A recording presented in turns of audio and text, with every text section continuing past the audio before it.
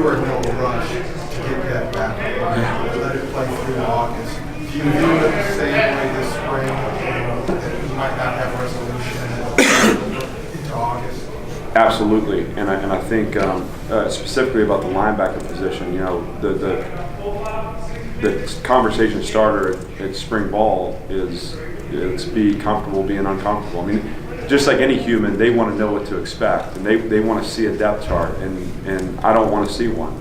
I don't know why we need to determine this up until we're teeing it up, and even then, it's like, what's your target for completion, right? I mean, this unit has to keep evolving, and we're going to line up and play our first game, and by game 5 and game 8, we need to be better, and how that looks and how the parts shift. And if I can get a guy who ends up being a 2 to push himself up until the point that his number's called, then we'll be better for it when we need the next man in. So I don't anticipate making any decisions up until the point we have to. And even then, like I said, it's how you set the target. I don't, the season's about your defense, your unit evolving the entire time. And so, we just want guys to keep pushing and keep competing the entire time.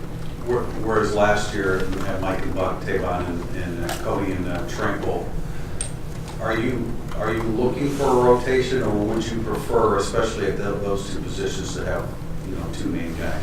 No, I want a rotation, and I think the split of that rotation is determined by what we feel like the separation of performance is. But this defense, this system was built on, let's play as many guys as we can, because there's 2 effects there. One is it keeps your unit rested, and then 2, I think there's this collective buy-in that goes on when they know they have ownership, even if it's 10 or 15 reps. Ownership of that, knowing that you're going to be on the field, it just pushes everything forward in preparation. And so I think that's one place that I'm really excited. I just, I don't know what it's going to look like, but I know that we have capable people, and we just got to keep coaching them until we're having to put them in positions to win. So you've been able to establish clearly a rotation on the defensive line, and that's because guys are ready, as opposed to this area we can do that more than a linebacker or safety or corner.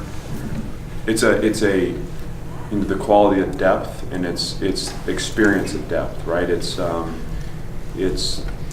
creating an environment where every day a player goes out and knows that the guy behind him is pushing. And at the D-line, we've gotten to that a little sooner than we have at other spots. But the vision is for every spot to function. Now, the defensive line is a unique skill set. It's their tempo and what they're asked to do, snap in, snap out, requires rest. But so they may roll a few more guys, and they may roll a little more frequently. But you should see added numbers. And again, look, it's if we get to the fall and we can't do it because we feel like performance suffers, then that's something we have to confront. But at this point, we're looking to open the doors up and asking guys just to earn what they want. What is your level